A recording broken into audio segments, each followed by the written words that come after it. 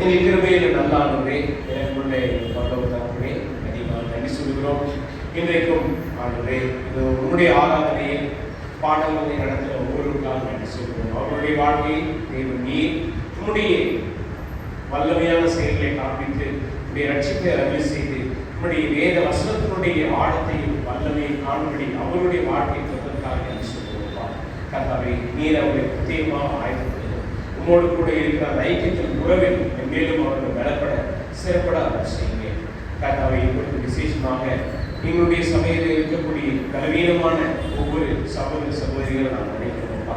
குறிப்பாக திரு மதியனை அவர்களுக்கான சொல்லிக்கிறோம். கர்த்தாவே, நீர் உம்முடைய அனுகிரகத்தை அவருக்கு காண்பித்து அவருடைய இந்த இக்கட்டான சூழ்நிலையில நீர் தாமே அவருடைய விசுவாசத்தை பலப்படுத்தி ஆண்டவரை உம்முடைய திவ்ய செயல்களை காணும்படி அவர் செய்யும். அதே போல ஆண்டவரை திரு செல்வம் அவருக்காக நாம் சொல்லிக்கிறோம்ப்பா.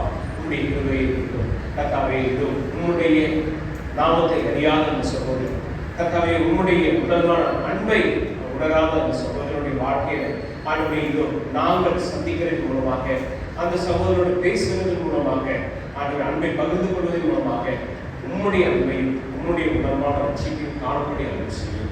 குறிப்பாக இந்த சூழ்நிலையில அவருடைய மனைவியருடைய பிள்ளைகள் அவர்கள் நாம் நினைக்கிறோம் கர்த்தரை பலப்படுத்தும். அதே போல அவருடைய இந்திய சபையில அநேக உடல் பலவீனத்தோடு இருக்கிறாங்க. கர்த்தர் நீர் அவர்களுக்கும் கிருபை தந்து தொடர்ந்து ஆண்டவரே உம்முடைய சத்துவத்தினாலே அவர் ஸ்திரப்பட செய்யும்.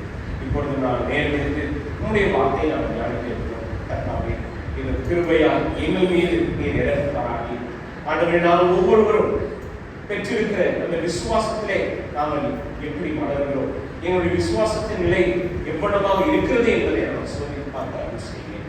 கர்த்தாவே, இதோ விசுவாசம் எங்களுக்கு இல்லை என்றால் ஆண்டவரே குறுகிய விசுவாசமும் இருக்கும் என்றால் நாங்கள் உமக்கு பிரியமாக இருக்க முடியாது, வாழ முடியாது. ஆண்டவரே, நாங்கள் அப்படிப்பட்ட ஒரு பாவத்தை செய்யாதபடி எங்களுடைய விசுவாசம் எந்த நிலையில் இருக்கிறது, நாங்கள் உங்களை இன்னும் எந்த அளவுக்கு பற்றிக்கொள்ள வேண்டும் என்பதையும் ஆழமாக அறிந்து கொண்டு தொடர்ந்து உம்முடைய வேத வசனத்தினுடைய வெளிச்சத்தை காணும்படி இயேசு கிறிஸ்துவோடு ஜெபிக்கிறோம்.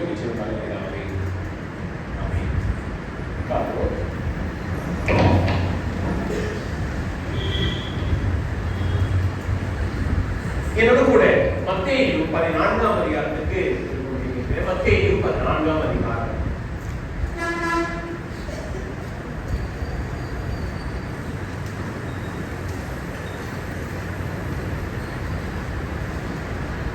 மத்தேயு 14ஆம் அதிகாரம். நம்ம இப்படிப்பட்ட விசுவாசம் என்கிற தலைப்பின் கீழாக 2 மாதங்களாக நம்ம கர்த்தருடைய வார்த்தையை நம்ம படிக்கிறோம். இப்போ நம்ம மார்ச் மாதத்துல இந்த விசுவாசத்தை குறித்து, அதுவும் விசுவாசத்தில் பெரியவர்களும் அது மாத்திரமல்ல ஆண்டவரா விசுவாசத்திற்காகவே பாராட்டப்பட்ட மனிதர்களை குறித்து நம்ம பார்த்தோம். நம்ம போன வாரம் விசுவாசம் என்கிற அதே கான்செப்ட் அதே ஆஸ்பெக்ட்ல நம்ம படித்தோம். இன்றைக்கும் நம்ம அதே கவனத்தோடு இன்னொரு வேத பகுதியை நம்ம படிக்க போகிறோம். மத்தேயு 14ஆம் அதிகாரம் 31ஆம் வசனம். மத்தேயு 14ஆம் அதிகாரம் 31ஆம் வசனம் நான் வாசிக்கிறேன். உடனே இயேசு கையை நீட்டி அவனை பிடித்து, அற்ப விசுவாசியே, ஏன் சந்தேகப்பட்டாய் என்றார். இன்றைக்கு நம்ம நேரம் எடுத்து தியானிக்க போகிற தலைப்பு இதுதான். அற்ப விசுவாசியே, ஏன் சந்தேகப்பட்டார். திரும்பவும் நாம இங்கே படிக்கும் பொழுது ஆண்டவராகிய இயேசுவானவர் யாரிடம் இந்த வார்த்தைகளை கூறினார், இதனுடைய சூழ்நிலை என்ன, ஆண்டவராகிய இயேசுவானவர் யாரிடத்தில் இந்த ஒரு காரியத்தை வெளிப்படையாக அதுவும் நேருக்கு நேராக இந்த வார்த்தைகளை அறிவித்தார் என்பதை நாம் வாசிப்போம் என்றால் இன்னும் தெளிவாக இந்த ஒரு வேத பகுதியை புரிந்து கொள்ள உதவியாக இருக்கும். ஓகே, இன்றைக்கும் மத்தேயு 14ஆம் அதிகாரத்துல நாம நேரம் எடுத்து தியானிக்க போகிற பகுதி எங்க இருக்கு பாத்தீங்கன்னா 27 28வது வசனம் தொடங்கி 33வது வசனம் முடிய நம்ம பார்க்கணும். என்ன நடக்குது? 22வது வசனத்தை வாசிக்கிறோம். ஆண்டவராகிய இயேசுவானவர் தம்மை தேடி வந்த ஜனங்களை என்ன பண்றாருன்னா, படித்துக் கொடுப்பது மாத்திரமல்ல, இதற்கு முந்தின வசனங்களை படிக்கும் பொழுது நமக்கு தெரியும், ஆண்டவராகிய இயேசுவானவர் 5 அப்பம் 2 மீன்களை 5000 பேருக்கு பங்கிட்டு கொடுத்தார். யாரும் பார்த்திராத ஒரு பெரிய ஒரு அற்புதம். ஒரு சிறுவனிடம் இருந்த 5 அப்பம் 2 மீனை ஆண்டவராகிய இயேசுவானவர் எடுத்து ஆசீர்வதித்து பங்கிட்டு 5000 பேர் சாப்பிடறதுக்கு கொடுத்தாங்க. அது மாத்திரமல்ல, மீதி இருந்த 12 கூடைகளையும் என்ன பண்ணாங்கன்னா போறாங்க.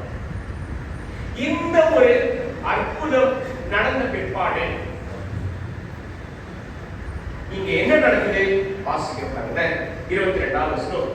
இயேசு ஜனங்களை அனுப்பிவிடுகையில் தம்முடைய சீஷர்கள் படகில் ஏறி தமக்கு முன்னே அக்கறைக்கு போகும்படி அவர்களை துரிதப்படுத்தினார்.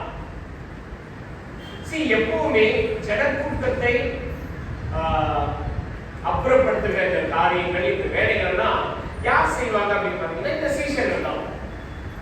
ஆனா இந்த முறை இந்த ஜனக்கூட்டத்தை சீஷர்களால என்ன பண்ண முடியல? கண்ட்ரோல் பண்ண முடியல. தடுமாறாங்க. ஆண்டவராகிய இயேசுவானவர் பொறுப்பெடுத்துக் கொண்டு என்ன பண்றாருன்னா, முதல்ல ஜனங்களை அனுப்பி விடுகிறார். அதே சமயத்துல அவருடைய சீஷர்களையோ படகில் ஏறி அக்கறைக்கு, அதாவது ஒரு இடத்துல இருந்து இன்னொரு இடத்துக்கு போகும்படி அவங்க என்ன பண்ணிடுறாரு? அனுப்பிச்சிருக்காரு. ஓகே, என்ன நடக்குது? ஏன் இதை செய்யறாரு பாருங்க. 23வது வசனத்தை வாசிக்கிறோம். அவர் தனித்து ஜெபம் பண்ண ஒரு மலையின் மேல் ஏறி சாயங்காலம் ஆனபோது அங்கே தனியாய் இருந்தார். இது ஆண்டவராகிய இயேசுவானவருடைய ஒரு அற்புதமான ஒரு செயல்பாடு. அவர் எவ்வளவு படித்துக் கொடுத்தாலும், எவ்வளவு அதிகமாக ஊழியம் செய்தாலும், அற்புதங்கள், அது மாத்திரம் விஞ்ஞானிகளை குணப்பது இதெல்லாம் செய்தாலும், பிதாவோடு நேரத்தை செலவிடுவதை அவர் எப்பவுமே அவருக்கு எப்பேற்பட்ட ஒரு செயல்கள் இருந்தாலும் பிதாவோடு இருக்கக்கூடிய அந்த ஜெப நேரத்தை எதுக்குமே இன்றைக்கு நாம நம்முடைய ஆவிக்குரிய வாழ்க்கையில நம்முடைய விசுவாசத்தை நாம எப்படி இருக்கிறோம் அப்படின்றத நம்ம நல்ல முறையில அறிந்திருப்பது அவசியம். நாம கர்த்தருக்கென்று ஒவ்வொரு நாளும் ஒரு குறிப்பிட்ட நேரத்தை நமக்கு வேலை இருக்கு, நமக்கு கமிட்மெண்ட் இருக்கு, நமக்கு சூழ்நிலைகள் இருக்கு, நமக்கு பலவிதமான நிகழ்ச்சிகள் இருக்கு. ஆனா கர்த்தருக்கென்று நாம் நேரத்தை ஒதுக்கி அவருடைய உறவில் நாம் இணைந்திருக்கும்படி செலவிடும்படி இங்க ஆண்டவராகிய இயேசுவானவர் 5000 பேருக்கு போஷித்தார், உணவை கொடுத்தார். அவர்களை என்ன பண்றாருன்னா அந்த இடத்துல இருந்து அனுப்பி விடுகிறார். எல்லா விதமான வேலைகளையும் செய்கிறார். செய்தும் அவருடைய நோக்கம், கவனம் பிதாவோடு தனித்து இருக்கும்படி அவர் நேரத்தை இது நம்ம கன்க்ளூஷன் நம்ம படிக்கணும். சோ இங்க ஆண்டவராகிய இயேசுவானவர் செய்கிற இந்த காரியத்தை நம்ம கவனித்து போகணும். கேவல் இரண்டாவது என்ன நடக்குது? 24வது வசனம் பாருங்க. மத்தேயு 14:24. அதற்குள்ளாக படகு நடுக்கடலிலே சேர்ந்து எதிர்காற்றாய் இருந்தபடியா அலைகளினால் அளவுப்பட்டது. இரவின் 4ஆம் ஜாமத்திலே இயேசு கடலின் மேல் நடந்து அவர்களிடத்தில் வந்தார். இங்க அன்வான்டடா இயேசுவானவர் ஏதோ அற்புதம் செய்யணும், ஏதோ கடல்ல நடக்கணும்னா செய்யல. கொஞ்சம் யோசிச்சு பாருங்க. ஆண்டவராகிய இயேசுவானவர் ஒரு பக்கம் மக்களை அனுப்பி விடுகிறாரு, மறுபக்கம் அவருடைய சீஷர்களை துரிதப்படுத்தி அடுத்த ஊர்ல போய் ஊழியம் செய்யும்படி என்ன பண்றாருன்னா ஆயத்தப்படுத்துகிறார். அதே சமயத்துல பிதாவோடு நேரத்தை செலவிட வேண்டும் என்று அவர் சொல்கிறார். இப்போ இந்த சீஷர்களுடைய கன்சர்ன் என்னவா இருக்கணும்? என்னடா நம்மளுடைய போதகரை, நம்மளுடைய ஆசிரியரை, நம்மளுடைய தலைவரை அங்கேயே விட்டுட்டு நாம மட்டும் வந்துட்டோமே. இவங்க எங்க போயிட்டாங்க? நடுக்கடலிலே சேர்ந்து. ஏன், எதனால? இவங்களா போனாங்களா? இல்லை. வாசிக்கிறோம், எதிர்காற்றா இருந்ததுனால படகு என்னாச்சு?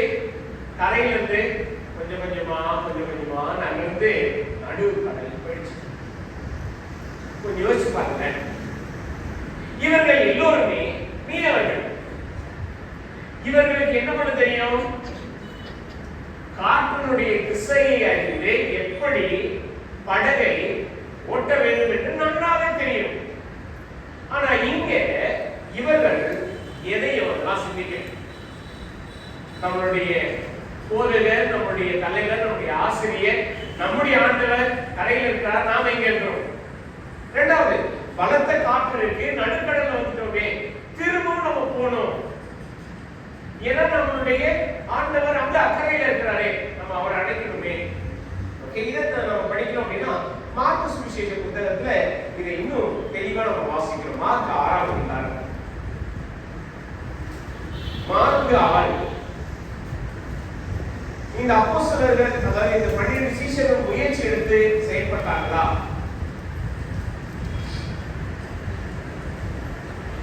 மார்க் 6ஆம் அதிகாரம் 48வது வசனம் பாருங்க.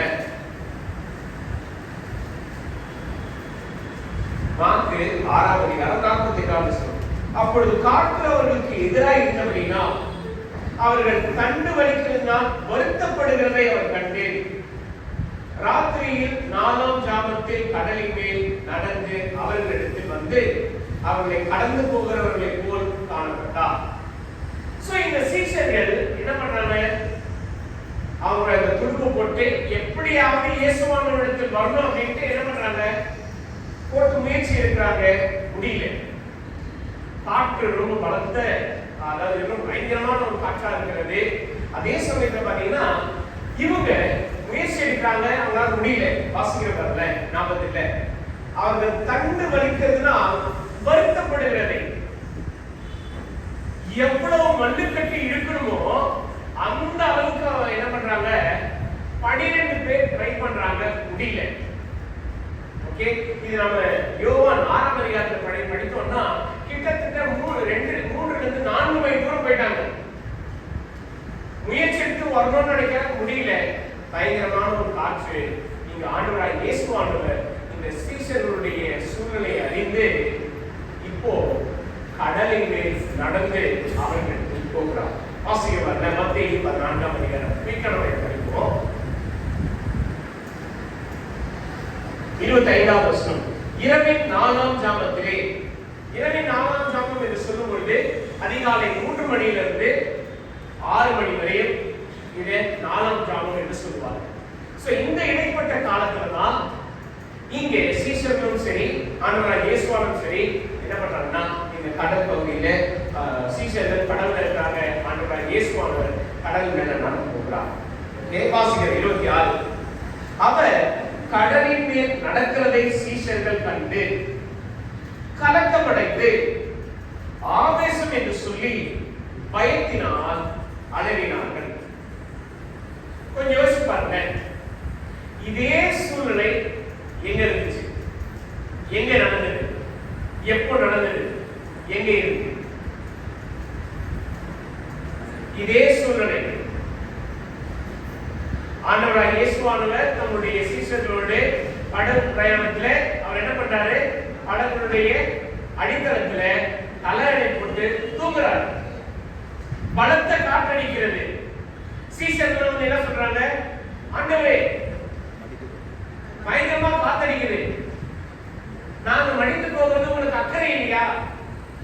அப்ப ஆண்டவராய் இயேசுவானவர் என்ன சொன்னாரு?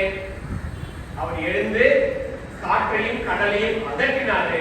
அமைதலா இருந்தது. எல்லாரும் என்ன பண்ணாங்க? ஆச்சரியப்பட்டு இவர் எப்படிப்பட்டவரோ என்று வியந்து போனார்கள். அங்க ஆண்டவராய் இயேசுவானவர் காண்பித்த அவருடைய வல்லமையும் அதே சமயத்துல என்ன சொன்னாரு? உங்களுக்கு விசுவாசம் இல்லையா? அற்ப விசுவாசிகளே ஏன் பயப்பட்டீர்கள் என்று சொன்னார். ஓகே, அதை நம்ம மறக்க கூடாது. இங்கேயும் மறுபடியும் அதே போல ஒரு சூழ்நிலை. என்ன நடக்குது? இவங்க ஆண்டவராகிய இயேசுவை பார்க்கறாங்க, கலக்கம் அடைகிறார்கள், ஆவேசம் என்று சொல்லி பயத்தினால் அலறினார்கள். இப்ப யோசிச்சு பாருங்க, இவங்க ஆக்சுவலா எதுக்கு பயப்படணும்? ஒன்று, பயங்கரமான காத்தடிக்குது, இவங்க துடுப்பு போட்டு எப்படியாவது இயேசுவுக்கு போறோம்னு நினைக்கிறாங்க, முடியல. அதுல இவங்க வருத்தப்பட்டு போறாங்க, சோர்ந்து போறாங்க, பயப்படுறாங்க. இப்ப அடுத்த ஒரு காரியம் நடக்குது. என்ன அப்படின்னா, ஆண்டவராகிய இயேசுவானவர் கடல்ல, அதாவது தண்ணீர்ல நடக்கிறார்.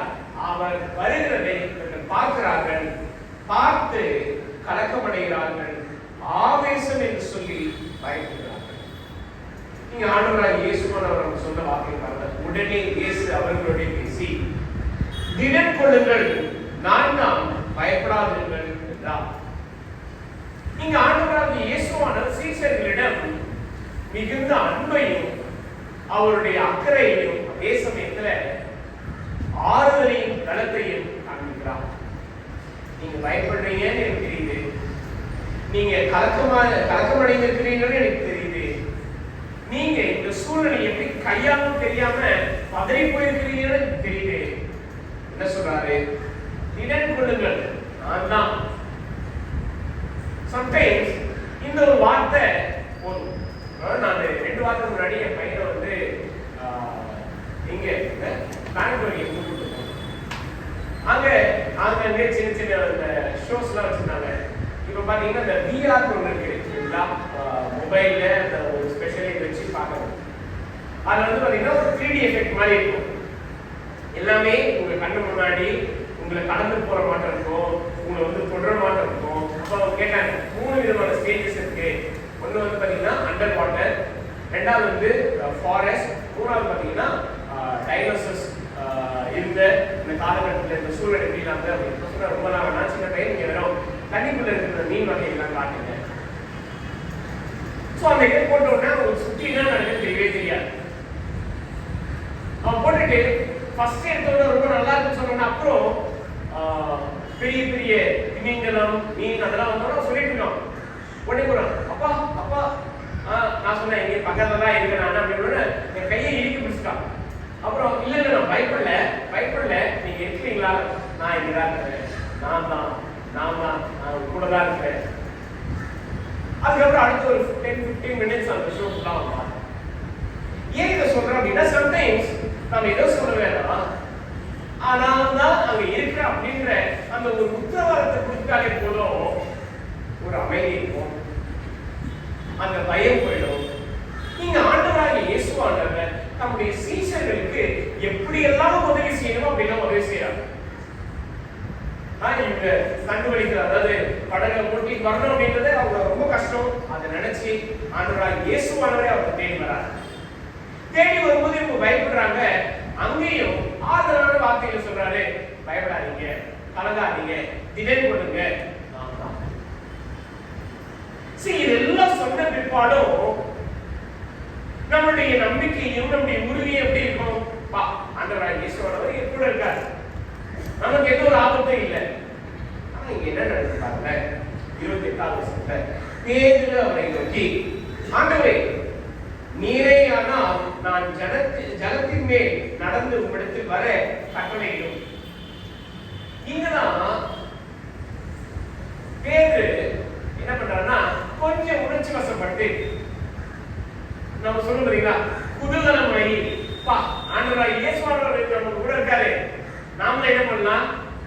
ஓகே, ஆண்டவரை நான் நம்பிக்கையா இருப்பேன், ஆண்டவர் இதுதான் இருக்காரு, நானும் அவங்க கூட வரேன், ஆண்டவரே நீங்க அனுமதி கொடுங்க. ஆண்டவராகிய இயேசுவானவரும் அப்படின்றாரு.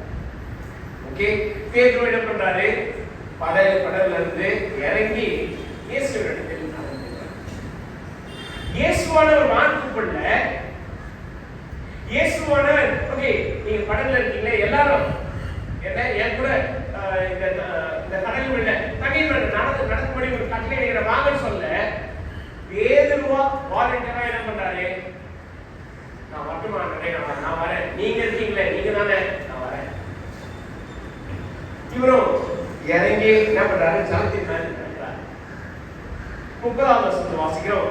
காற்று பலமாய் இருக்கிறதை கண்டு மறுபடியும் பயந்து அமிழ்ந்து போகையில், ஆண்டவரே என்னை ரட்சியும் என்று. இந்த சூழ்நிலையை கொஞ்சம் நல்லா கவனித்து, நாம இயேசுவை நம்புகிறோம் சொல்லி, ஆண்டவராக இயேசுவானவரை உண்மையா விசுவாசிக்கிறோம் சொல்லி ஒரு சில துணிச்சலான செயல்கள் எல்லாம் நம்ம செய்யணும். ஆண்டவரே, நான் உங்க மேல நம்பிக்கையா இருக்கிறேன், இந்த காரியத்தை நான் செய்யறேன், நீங்க கூட இருக்கிறீங்க, நீங்க என்ன பாதுகாப்பீங்க. எங்க 10ஆம் மாடியில இருந்து நான் வந்து சக்திமான் போல குதிக்க போறேன், நீங்க கூட இருக்கிறீங்க, நீங்க என்ன பாதுகாப்பீங்க. அங்க இருந்து குறிச்ச பிற்பாடுதான் தெரியும் என்ன நிலைமை, என்ன சூழ்நிலை அப்படின்னு. இன்றைக்கு ஆண்டவர் மீது விசுவாசமா இருக்கிறேன் என்று சொல்லி நாம சற்றும் சிந்திக்காமல் யோசிக்காமல் ஒரு சில நேரங்களில் அதிக பிரசங்கிக்கிற வேலைகளை நம்ம செய்யணும். அதெல்லாம் எப்படி போனாலும் மாட்டிப்போ சிக்கிப்போ தெரியும். ஆனாலும் ஆண்டவர் மேல இருக்க விசுவாசத்தோட நான் இதை செய்யறேன், ஆண்டவர் எனக்கு என்ன செய்யணும் பாரு. நீங்க பேருடைய சூழ்நிலையை ஆண்டவரே நீங்க தானே, நான் வரேன். இங்கே பேதுரு அவர்கள் லிட்டரலி முழுமையா ஆண்டவராகிய இயேசுவானவருக்கு சவால் விடுகிறார். நீங்க தானே ஆண்டவரே, நான் வரேன். எனக்கு தெரிந்த ஒரு விசுவாசி பல வருஷமா சபையில ஆண்டவரை அறிந்து விசுவாசித்து, அதே சமயத்துல ரொம்ப உண்மையா எல்லா விதத்திலும் பயபக்தியா இருக்கிற அப்படின்னு சொல்லிட்டு அவங்க இருந்தாங்க. அவங்க வீட்டுல இருந்து ஒரு 2 வீடு தள்ளி ஆண்டவர் அறியாத ஒரு குடும்பத்தா இருந்தாங்க. அவங்க வந்து சொன்னாங்க, இது கூட என்னுடைய மகனுக்கு வந்து உடல்நலம் சரியில்லை, நீங்க வந்து சர்ச்சுக்கெல்லாம் போறீங்கள, எனக்காக வந்து என் பையனுக்காக வந்து நான் என்ன பண்ணுங்க, ப்ரேயர் பண்ணுங்க. இவர் என்ன பண்ணாலும் பரவாயில்ல, ஃபைன், ஓகே, நான் போய் என்ன பண்ணலாம், நான் இத்தனை வருஷமா சபைக்கு போறேன், நான் விசுவாசத்தில் இருக்கிறேன், ஆண்டவர் பேசிக்கிறேன், போய் நான் என்ன பண்ணலாம், ப்ரேயர் பண்ணலாம். அங்க போனா அந்த பையன் ஒரு மாதிரி உட்கார்ந்து இருப்பான். இவரை மேலேயும் கீழேயும் பார்க்கலாம், யாரா இவரு எதுக்கு வந்திருக்கிறாரு. இவர் போன உடனே அந்த பையனை போய் நான் உனக்காக ப்ரேயர் பண்ணுவாங்க, ப்ரேயர் பண்ண வந்திருக்கப்பா, உனக்கு உடம்பு முடியலன்னு சொன்னாங்க. உட்காந்து அவரும் ப்ரேயர் பண்ணாரு. அந்த பையனும் கேட்டா பார்த்தா, நீங்க என்ன சொன்னீங்க, என்ன ப்ரேயர் பண்ணீங்க? இல்ல நீங்க ஆண்டவர் இடத்துல ஜெபம் பண்ண உங்களுக்காக ஆண்டவர் உங்களுக்கு பூரண சுகத்தை கொடுப்பாரு. அப்படியா, சரி சரி சரி அப்படின்னு கேட்டுட்டாங்க. இது போல நாட்கள் போச்சு. 1 வாரம், 2 வாரம், 3 வாரம், அந்த மாதிரி திரும்ப போறோம். ஐயா நீங்க வந்து என்ன பண்ணுங்க, ப்ரே பண்ணுங்க. ஒரு 4-5 வாரமா நடக்குது. அப்புறம் அவங்க வந்து சொன்னாங்க, என்னங்க நீங்க ப்ரேயர் பண்ணி எந்த அற்புதம் அடையாளமே நடக்கல, என் பையனுக்கு சுத்தமாகல. அப்போ உடனே அவங்க கேட்ட ஒரு கேள்வி என்னன்னா, அப்ப என்ன உங்க கடவுளுக்கு சக்தி இல்லையா? உங்களுடைய ஆண்டவர்களால இதை செய்ய முடியாதா? அடுத்த ஒரு கேள்வி, உங்களுக்கு நம்பிக்கை இல்லையா? இந்த ஒரு வார்த்தை அவருடைய உள்ளத்துல பெரிய ஒரு சந்தேகத்தை, ஐயோ நான் ஜெபம் பண்ணியோ எது நடக்கல, ஜெபம் பண்ணி எது நடக்கல, ஜெபம் பண்ணி எது நடக்கல. என்ன ஒரு சூழ்நிலை, என்ன ஒரு பிரச்சனைனா, நான் விசுவாசத்துல உண்மையா இருக்கிறேன், நான் இத்தனை வருஷமா சபைக்கு போறேன், நான் இத்தனை வருஷமா ஆண்டவர் அறிந்திருக்கிறேன், என்னால எதை செய்ய முடியும்? இங்க ஜெயத்தையும் வெற்றியையும் எல்லா விதத்திலும் மாற்றத்தையும் உண்டாக்குறவர் ஆண்டவர் தான், தவிர மனிதர்கள் கிடையாது. இங்க பேதுரு அவர்கள், ஆண்டவரே நீங்க இருக்கிறீங்களா, நான் வரேன். ஏன்னா இவருடைய கான்செப்ட் என்ன, நான் உங்களுடைய சீடர், நான் உங்களை நம்புறேன், நான் உங்களை பின்பற்றேன், நான் வரேன். வந்த உடனே என்ன நடக்குது, பயப்படுறாரு. உடனே ஐயோ ஆண்டவரே காப்பாத்துங்க, ரட்சிங்க, 31வது வசனத்தை வாசிக்கிறோம். உடனே இயேசு கையை நீட்டி அவரை பிடித்து, அற்ப விசுவாசியே, ஏன் சந்தேகப்பட்டாய்? இந்த சீஷர்கள் உண்மையிலேயே சந்தேகப்பட்டாங்களா? பாருங்க, நடந்த சூழ்நிலையில கொஞ்சம் அப்படியே கவனித்து பாருங்க. இவங்க படகுல வரதுக்கு முன்னாடிதான் ஆண்டவராகிய இயேசுவானவர் 5 அப்பம் 2 மீன் 5000 பேருக்கு பங்கிட்டு கொடுத்தாங்க. அதை பரிமாறினது யாரு? இந்த 12 சீடர்கள். எடுக்க எடுக்க அப்பமும் மீனும் வந்துட்டே இருந்தது. நேரடியா பார்த்தாங்க. இரண்டாவது, இங்க ஆண்டவராகிய இயேசுவானவர் சீஷர்ல கடவுளை ஏறி அமைச்சிருக்காரு. அவங்க முயற்சி எடுத்து பார்க்கணும், திரும்பி வரணும்னு பார்க்க முடியல. ஆனா ஆண்டவராகிய இயேசுவானவர் கடலின் மேல் நடந்து வருவதையும் பார்க்கிறாங்க. பார்த்து பயந்து கலக்கமடைந்து அவங்க என்ன பண்றாங்க? ஒருத்தர் அலறினாங்க. அதாவது லிட்டரலி பயந்தாங்க. ஆண்டவராகிய இயேசுவானவர் சொன்னார், பயப்படாதீங்க, இடர் கொள்ளுங்கள், நான் தான். இந்த ஒரு செயலையும் பார்த்தாங்க. பார்த்த பிற்பாடும் நீங்க ஆண்டவராகிய இயேசுவானவர் சொன்ன வார்த்தைகள், அற்ப விசுவாசியே, ஏன் இன்றைக்கு நாம விசுவாசம் இருக்கு, என்னிடம் விசுவாசம் இருக்கு என்று சொல்லிக் கொண்டு இருப்போம் என்றால், நாமளே ஒரு தீர்மானத்தில் இருப்போம் என்றால், நம்முடைய வாழ்க்கை சூழ்நிலைகள்ல நம்முடைய விசுவாசம் எப்படிப்பட்டது என்பதை ஆண்டவர் வெளிப்படுத்தி, நீங்க பேதுரு, என்னிடத்தில் விசுவாசம் இருக்கு, நான் ஆண்டவரை பின்பற்றுகிறேன், ஆண்டவருடைய காரியத்தை நம்புறேன் அப்படின்னு சொல்லிட்டு இங்க அவர் செய்த செயல் என்ன? அவரிடத்தில் சந்தேகம். எப்படி சந்தேகப்பட முடியும்? ஆண்டவராகிய இயேசுவானவர் செய்த அற்புதங்களை கண்கூட பார்த்த சீஷர்கள் எப்படி சந்தேகப்பட முடியும்? பாருங்க, நம்ம இங்கே கவனித்து பார்க்க வேண்டிய காரியம் என்ன அப்படின்னா, நம்ம போன வாரம் யோவான் ஸ்நானகனை குறித்து நம்ம படிக்கிறோம். யோவான் ஸ்நானகனும் சந்தேகப்பட்டார் என்று நம்ம பார்த்தோம். அதாவது லிட்டரலி என்னன்னா, விசுவாசத்துல அவர் வழிவிலகி போல, இன்னும் சொல்ல போனா அவர் கர்த்தரை விட்டு பின்வாங்கி போல, ஒரு சின்ன ஒரு தடுமாற்றம். என்ன கேட்டாரு? வருகிறவர் நீர்தானா அல்ல, அல்லது வேறொருவர் வர நான் காத்திருக்குமா?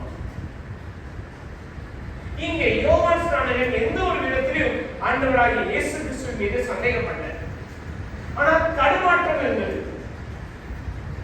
ஆனா இங்க சீஷர்கள் தடுமாற்றம் இல்லை, சந்தேகம். இதை எப்படி நாம புரிந்து கொள்ள முடியும்? பாருங்க, இப்ப நம்ம யோவான் ஸ்நானகனோடு ஒப்பிட்டு நம்ம பார்த்தோம் என்றால், இந்த சீஷர்களுக்கு எவ்வளவு பாக்கியமும் ஸ்லாக்கியமும் கிடைக்கிறது. நீங்க போன வாரம் இந்த செய்தியை நீங்க உன்னிப்பா கேட்டிருந்தீங்கன்னா இந்த செய்தியை புரிந்து கொள்ள முடியும்.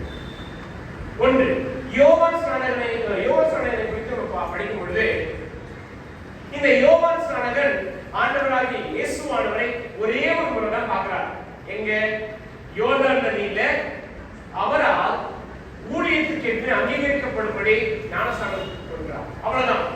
அது ஒரே ஒரு தருணத்தில் தான் ஆண்டவராகிய இயேசுவானவர் பார்த்தார். அதுக்கப்புறம் யோவான் ஸ்நானகன் ஆண்டவராகிய இயேசுவானவர் பார்க்கவே இல்லை. ஆண்டவராகிய இயேசுவானவருடைய படிப்பினைகளையும் போதனைகளையும் யோவான் கேட்கல. நேரடியா உட்கார்ந்து கேட்கவே இல்லை. ஆண்டவர் அவருக்கு படித்து கொடுக்கல. அதே சமயத்துல யோவான் ஸ்நானகன் ஆண்டவராகிய இயேசு கிறிஸ்துவோடு கூட இல்லவே இல்லை. அவர் தனித்து வனாந்தரத்தில் ஊழியம் செய்தார். ஆண்டவராகிய இயேசுவானவர் ஒவ்வொரு பட்டணங்களிலும் சென்று ஊழியம் செய்தார். அடுத்தது, இந்த யோவான் ஸ்நானகன் ஆண்டவராகிய இயேசுவானவரை குறித்து யார் என்று நன்றாக ஆழமாக அறிந்து வைத்திருந்தார். பாருங்க, கொஞ்சம் யோசிப்பாங்க. இயேசுவோடு கூட இல்ல, ஆண்டவராகிய இயேசுவோடைய படிப்பினைகளை கேட்கல, போதனைகளை கேட்கல, அற்புதங்கள் அதே சமயத்துல இவர் சுத்தமாக்குறதை நேரடியா பார்க்கல. ஆனா அவருடைய விசுவாசத்தை ஆண்டவராகிய இயேசுவானவர் உயர்த்துகிறார். அதே சமயத்தில் யோவான் ஸ்நானனை போல பெரியவர் யாரும் இல்லை அப்படின்ட்டு அவரை பாராட்டுகிறார். இப்ப இங்க சீசர்கள் பாருங்க, இயேசுவானவர் இவர்களை அழைத்தார். என்னை பின்பற்றி வாருங்கள் என்று சொன்னால் இந்த சீசர்கள் இயேசுவோடு கூட தான் இருந்தாங்க. காலையில தொடக்கம் முதல் ஊழியம் முடிவு மட்டும் இயேசுவோடு தான் பிரயாணம் பண்ணாங்க. இயேசுவானவருடைய போதனைகளை கேட்டாங்க, இயேசுவானவருடைய படிப்பினைகளை கற்றுக்கொண்டார்கள். இயேசுவானவர் செய்த அற்புதங்கள் அடையாளங்கள் எல்லாவற்றையும் கண்கூட பார்த்தவர்கள். எல்லாவற்றையும் பார்த்தும் படிப்பினையை கேட்டும் பிரசங்கத்தை கேட்டும் இதை தவிர்த்து தனிப்பட்ட முறையில் ஆண்டவராக இயேசுவானவர்களுக்கு கற்றுக் கொடுத்தார். அப்படி இருந்தும் இங்க ஆண்டவர் பேதுருவை பார்த்து அற்ப விசுவாசியே ஏன்? இந்த முறை பயம் கிடையாது, சந்தேகம். இந்த இரண்டும் ஒரு நாணயத்தில் இருக்கக்கூடிய ரெண்டு பக்கங்கள் போல, ரெண்டு பாகங்கள். பயம் இருக்கிற இடத்துல சந்தேகம் இருக்கும், சந்தேகம் இருக்கிற இடத்துல பயம். இது ரெண்டும் உருவாக்குறது என்ன தெரியுங்களா? அவிசுவாசம். பயமும் சந்தேகமும் ஆண்டவர் மீது உள்ள நம்பிக்கையை உருவாக்காது. எந்த ஒரு சூழ்நிலையிலும் கற்றுக்கொண்ட காரியங்களை நமக்கு தூண்டும்படி, நம்ம உயிர்ப்பிக்கும்படி நமக்கு உதவி செய்யாது.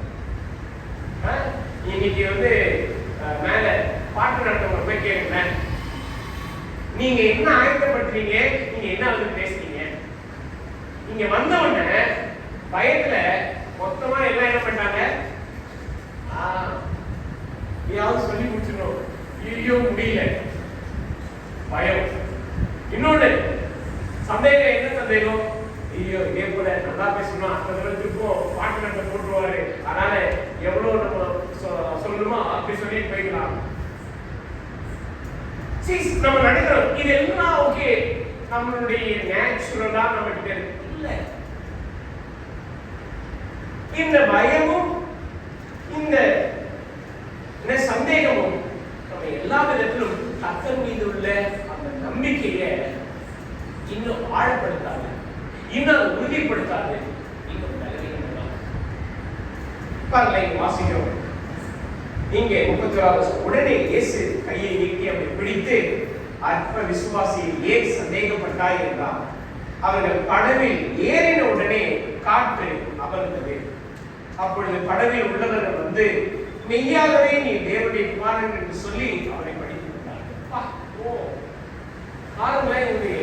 உடனே அற்புதமா காற்ற வயதான பிற்பாடு இயேசுவை படித்துக் கொண்டார்கள். எவ்வளவு நல்ல ஒரு காரியம். நான் கேட்கிறேன், இவர்கள் கர்த்தரை படித்துக் கொண்டார்களே என்று படிக்கிறோம். அதுவும் என்ன சொல்றாங்க, மெய்யாகவே நீ தேவனுடைய குமாரன் என்று சொல்லி அவரை படித்துக் கொண்டார்கள். இது உண்மையாகவே இவர்கள் ஏறெடுத்த உண்மையான மனதார இவர்கள் கர்த்தரை படித்துக் கொண்டார்களா? படிக்கும் பொழுது இவங்க இயேசுதான் தேவனுடைய குமாரன் சொல்லிட்டாங்க, இயேசுவை படித்துக் கொண்டார்கள். எப்படிப்பட்ட ஒரு விசுவாசம்! இதனுடைய ஆழமான காரியத்தை புரிந்து கொள்ள வேண்டும் என்றால் மார்க் 6ஆம் அதிகாரத்துக்கு நம்ம திரும்பணும். மார்க் 6.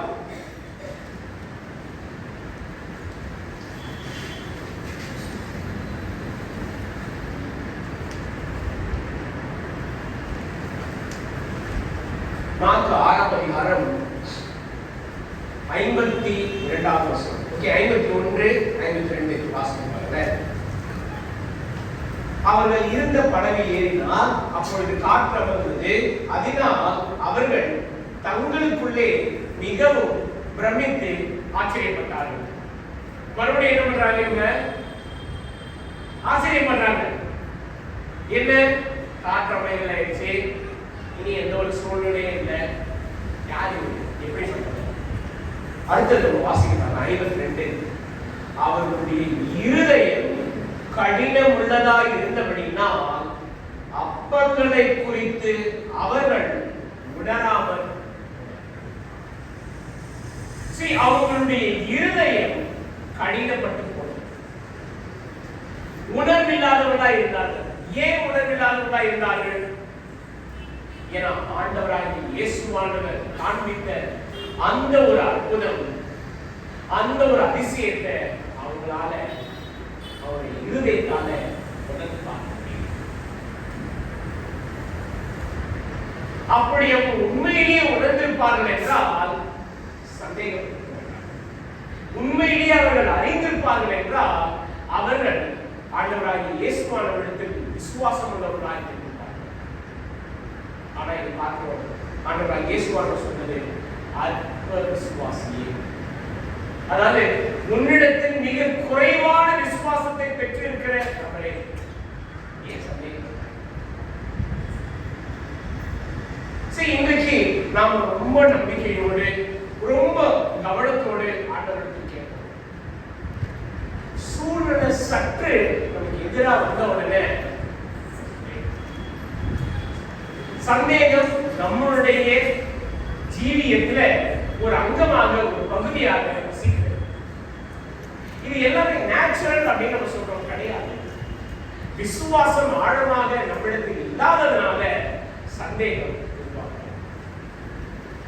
இங்கே நம்ம பார்க்கிறோம், ஆண்டவராகிய இயேசுவானவர் தம்முடைய சீஷர்களுக்கு சொன்ன ஒரு வார்த்தை, ஏன் சந்தேகம்? அது குறிப்பா ஸ்பெசிபிக்கா பேதுருவுக்கு இந்த வார்த்தையை. ஆனா என்ன பண்றாங்க? படகுல ஏறின உடனே எல்லாம் இயேசுதான் தேவனுடைய குமாரன் சொல்லி அவரை இப்போ நான் உங்களிடத்தில் கேட்கிற ஒரு கேள்வி, ஆண்டவராகிய இயேசுவானவர் இந்த சீஷர்கள் பணிந்து கொண்ட இந்த ஒரு பணிவை, இந்த ஒரு ஆராதனையை, இந்த ஒரு அங்கீகரிப்பை அவர் ஏற்றுக்கொண்டார். கொஞ்சம் முன்னாடிதான் அற்ப விசுவாசியை ஏன் சந்தேகப்பட்டான்னு சொன்னாரு. அதே நபர்கள் தான் வந்து கர்த்தரை பணிந்து கொண்டார். ஆண்டவராகிய இயேசுவானவரை ஏற்றுக்கொண்டிருப்பாரா?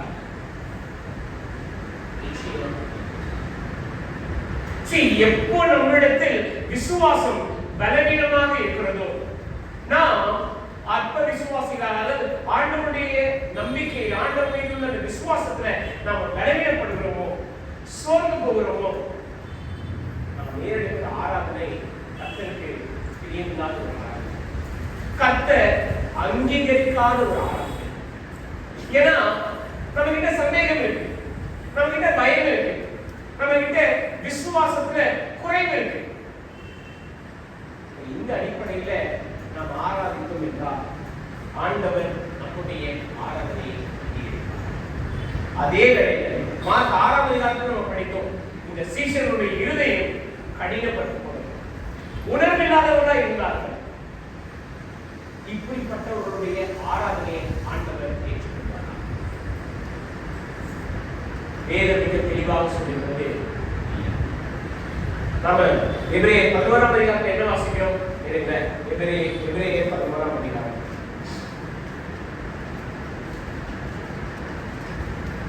எபிரேயர் 11 5வது வசனம், அப்படிங்க 6வது வசனம்.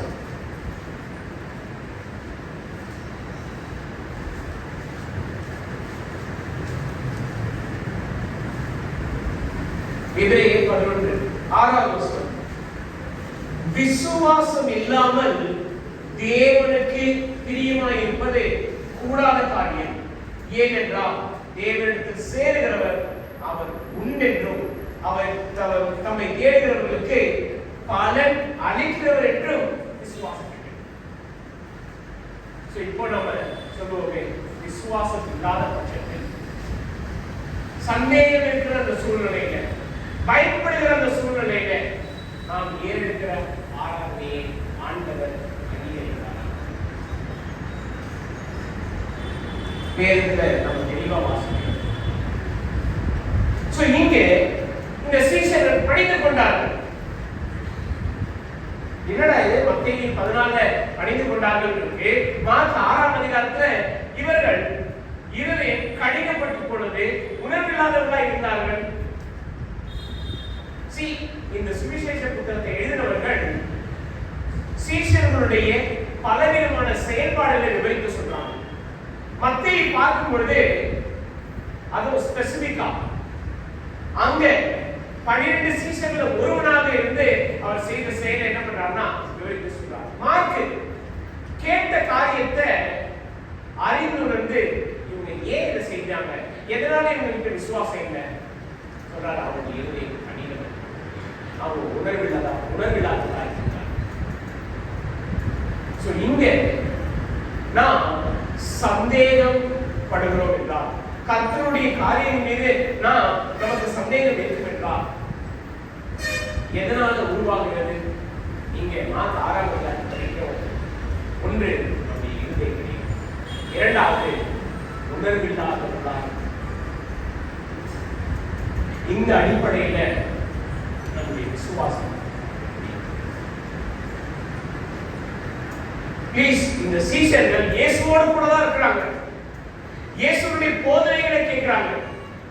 ஆனாலும் உணர்வில்லை, இருதய கடினம், சந்தேகம், புரிந்து கொள்ளாமலே பணிந்து கொள்கிறார்கள். எவ்வளவு மெக்கானிக்கலா, அதாவது ஏதோ ஆராதிக்கிறோம், ஏதோ பணிந்து கொள்ளணும், ஏதோ பொழுதுக்கணும் அப்படின்றதுக்காக அவங்க செய்யலாம் தவிர இயேசுவை முழுமையாக அறிந்து கொண்டு. எனக்கு அருமையானவர்களே, இன்றைக்கும் 2 முக்கியமான காரியங்களை நீங்க ஆண்டவராகிய இயேசுவானவர் தம்முடைய வேலை, ஊழியம், செயல்பாடுகள், சீஷர்களை படித்துக் கொடுத்து சீஷர்களை உருவாக்கி இது எல்லாம் இருந்தாலும் பிதாவோடு நேரத்தை செலவிடும்படியான அப்படிப்பட்ட ஒரு தருணத்தை இன்றைக்கு நம்முடைய வாழ்க்கையில ஆண்டவரோடு நேரம் எடுத்து செலவிடுகிறதுக்கு அந்த ஒரு குறிப்பிட்ட நேரத்தை நாளுங்க. தானியேல் என்ன ஆனாலும், என்ன நடந்தாலும், என்ன செய்தாலும் கர்த்தரை தேடும்படி, கர்த்தருடைய உறவில் நிலைத்திருக்கும்படி அவர் ஒவ்வொரு நாளும் கை கொண்ட அந்த காரியத்தை உறுதியாக. ஈவன் ராஜா என்ன அவருடைய அரசாணையை உறுதிப்படுத்தினாலும் நான் ஆண்டவரை தவிர்த்து வேற எந்த ஒரு சுரூபத்துக்கு முன்பதாக நான் என்ன பண்ண மாட்டேன், என் தலையில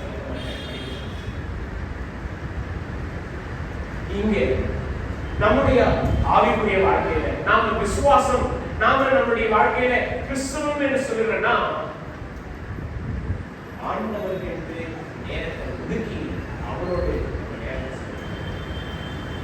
இரண்டாவது காரியம்,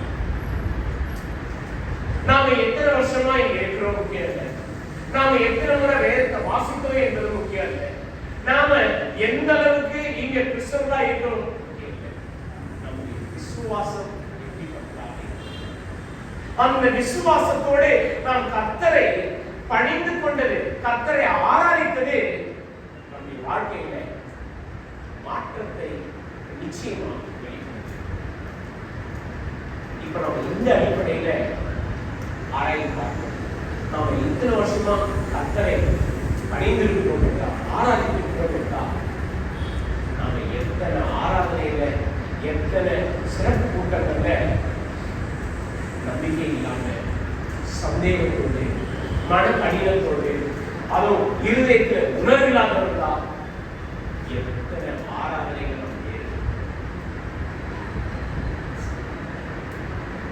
இந்த சீசர்கள் செய்யலாம். இது நம்மளுக்கு ஏதாவது பலன் இருந்ததா? ஆண்டவராகிய இயேசுவானவர் நம்முடைய சீசர்களை பார்த்து சிற்றிட்ட ஒரு வார்த்தையை யோவான் ஸ்நானனுக்கு இந்த ஒரு வார்த்தை கொடுக்கப்படல, நூற்றுக்கரைவருக்கு அந்த ஒரு வார்த்தை கொடுக்கப்படல, ஜெபமாலை தலைவருக்கு அந்த ஒரு வார்த்தை கொடுக்கப்படல. ஆனா யாருக்கு இந்த வார்த்தை? சீஷர்கள். எத்தனை முறை? 2 முறை. ஒரு தடவை ஆண்டவர் கற்றுக் கொடுத்தார், அந்த பாடத்தை கற்றுக்கல. இரண்டாவது முறையும் வேற ஒரு சூழ்நிலை, ஆனா அதே ஒரு செயல்பாடு இதுலயும் கற்றுக்கொள்ள.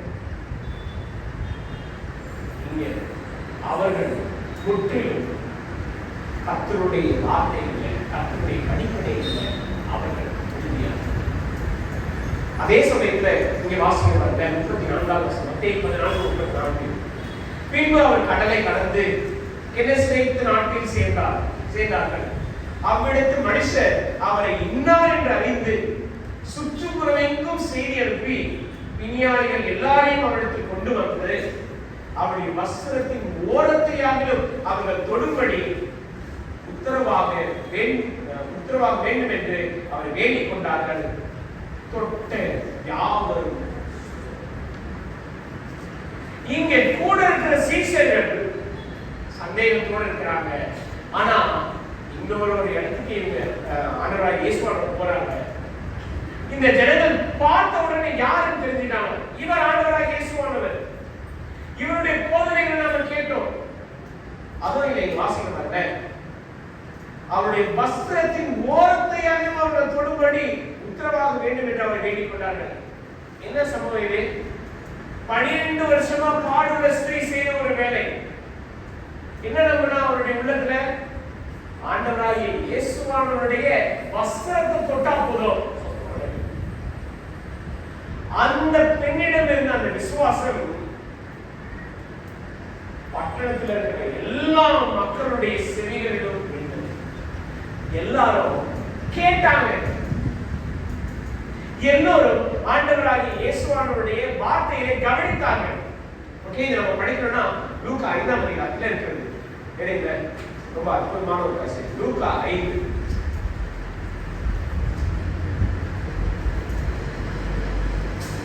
லூக்கா 5 முதல் வசனத்துல, பின்பு அவர் கெனசரேத்து கடல் அருகே நின்றபோது திரளான ஜனங்கள் தேவ வசனத்தை கேட்கும்படி அவரிடத்தில் நெருங்கினார்கள். அப்பொழுது கடற்கரையிலே நின்ற 2 படகுகளை கண்டார். மீன் பிடிக்கிறவர்கள் அவைகளை விட்டிறங்கி வலைகளை அலசிக் கொண்டிருந்தார்கள். அப்பொழுது அந்த படகுகளில் ஒன்றில் ஏறினார். அது சீமோனுடையதாய் இருந்தது. யார் இந்த சீமோன்? சீமோன் பேதுரு. அந்த இடத்துல தான் இவர் இருக்கிறாரு. அங்க இருக்கிற ஜனங்கள் எல்லோருமே ஆண்டவராகிய இயேசுவானவரை விசுவாசிக்கிறாங்க. வாசிக்கிறாங்கல்ல, அது சீமோனுடையதா இருந்தது. அதை கரையிலிருந்து சற்றே தள்ளும்படி அவனை கேட்டுக்கொண்டு அந்த படவில் உட்கார்ந்து ஜனங்களுக்கு போதனை பண்ணினார். இதை இந்த ஜனங்கள் மறக்கல. ஆண்டவராகிய இயேசுவானவர் கற்றுக் கொடுத்த ஒவ்வொரு போதனைகளை நினைவில் வைத்துக் கொண்டார்கள். இப்ப திரும்பி அதை வராங்க. வந்த உடனே நாம இங்கே மத்தேயு 14ஆம் அதிகாரத்தை பார்க்கிறோம்.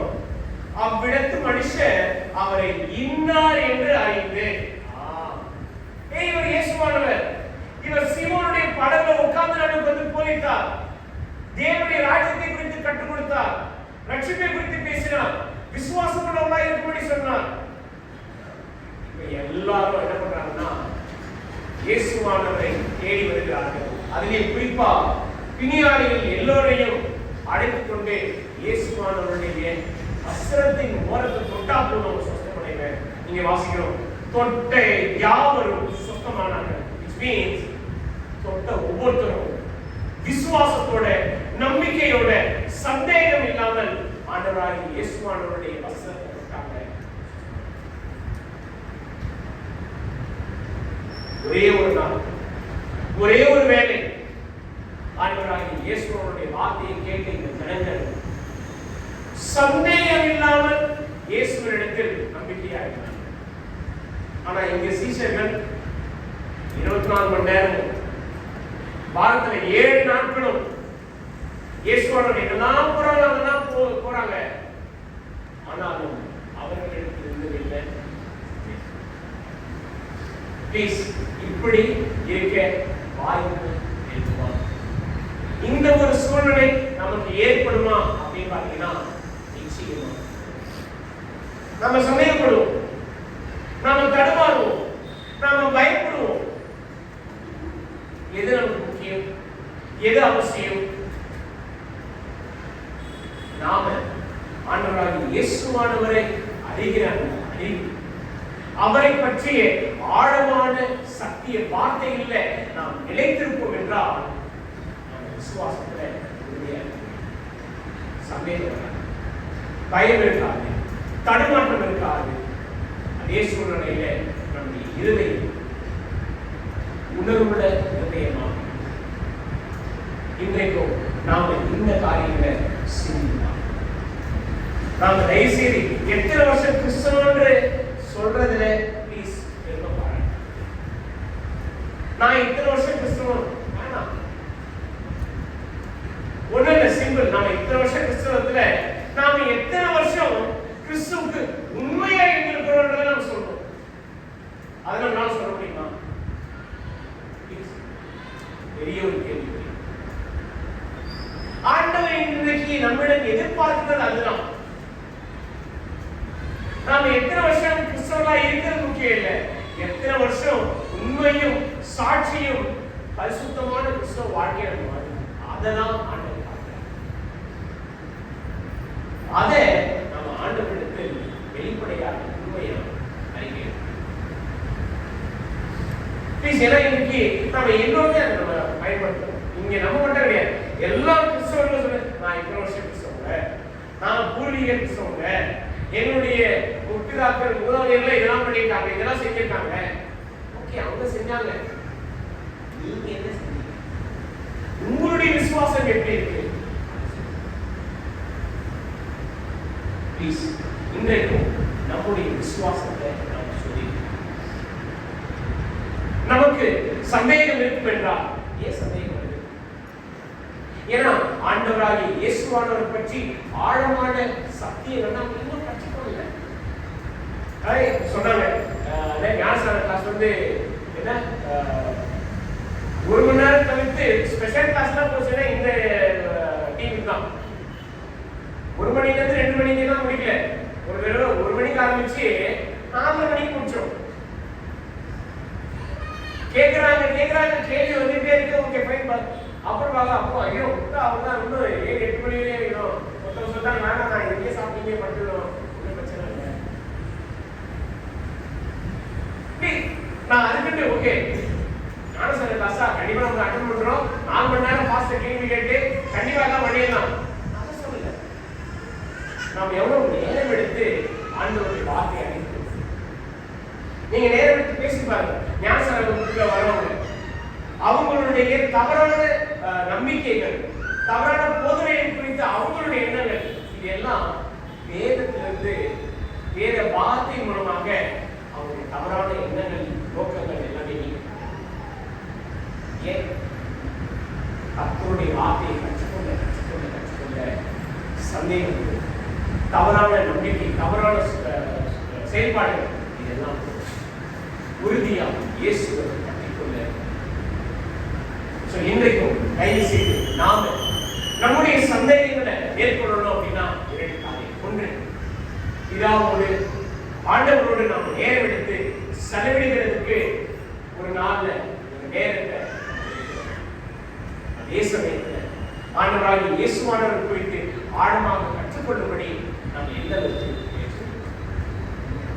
இந்த ஆண்டு நம்மளுடைய நோக்கம், கவனம் விசுவாசத்துல வளரக்கூடியவர்களாக, அது மாத்திரமல்ல விசுவாசத்துல தேர்ச்சி பெற்று உறுதியாக இயேசுடைய சத்தியத்தின் பாதையில ஒளியை காண்பிக்கக்கூடியவர்களாக நாம் இருக்கும்படி தீர்மானிக்கிறோம். இன்றைக்கு ஆண்டவராகிய இயேசுவானவர் நம்மிடம் எதிர்பார்க்கிறது சந்தேகம் இல்லாமல் விசுவாசம் உள்ளவர்களாக இருக்க வேண்டும். சந்தேகம் இல்லாமல் நம்முடைய நம்பிக்கையில நம்ம உறுதியாக இருக்க வேண்டும். அப்படி நாம செயல்படும் பொழுது ஆண்டவர் நம்முடைய ஆராதனைகளை, நாம பணிந்து கொள்கிற இந்த ஒரு ஆராதனைகளை ஆண்டவர் அங்கீகரிப்பார். அதை நாம் புரிந்து அதை நாம உறுதியாக நம்முடைய வாழ்க்கையில் இன்றைக்கும் நாம கர்த்தருடைய சமூகத்தில் நம்மை ஆராய்ந்து நாம எத்தனை ஆராதனைகள்ல கர்த்தர் மீது நம்பிக்கை இல்லாமல், வாழ்க்கையுடைய சூழ்நிலையினால ஆண்டவர் எனக்கு ஏன் இந்த பிரச்சனையில போராட்டங்களை கொடுக்கிறார் என்ற கேள்வியோட சந்தேகத்தோட நாம நாம எதிர்பார்க்கிற ஆராதனையில் ஆண்டவர் எனக்கு உதவி செய்வாரே, சர்ச் வந்துட்டா நம்ம நிறைய அதே நேரத்தில் பாரம்பரியமான நம்பிக்கைகளையே பிடித்துக் கொண்டிருக்கிறோம். வேத அடிப்படையில் ஆண்டவராகிய இயேசுவானவர் விரும்புகிற அந்த விசுவாசத்தை நம்ம இன்றைக்கும் நம்மை சோதிக்கிறார். கர்த்தருடைய சமூகத்துக்கு முன்பதாக நாம் நம்முடைய சந்தேகங்களை வெளிப்படையாக அறிக்கை செய்திருக்கிறார். இந்த சந்தேகத்திலிருந்து மீண்டு வரும்படி தெளிவடையும்படி கர்த்தருடைய வார்த்தையை கர்த்தருடைய வார்த்தை மீது நாட்டமுள்ளவர்களாக இருக்கிறோம். ஆண்டவர் நம்முடைய இருதயத்தில் உள்ள கடினத்தன்மையை எடுத்து போட்டு உணர்வுள்ள இருதயத்தை தந்து விசுவாசத்தோடு ஏறெடுக்கிற ஆராதனையை ஆண்டவர் அங்கீகரித்து அதுதான் பவுலவர்கள் சொல்லுகிற பவுலவர்கள் எடுத்து விவரித்து சொல்லுகிற நாம கர்த்தருக்கு முன்பதாக அப்படிப்பட்ட ஒரு ஆராதனை ஏற்படுத்தினார். சிந்தித்து பார்ப்போம். கர்த்தருடைய சமூகத்தில் கண்களுடைய எங்களுக்கு வேறு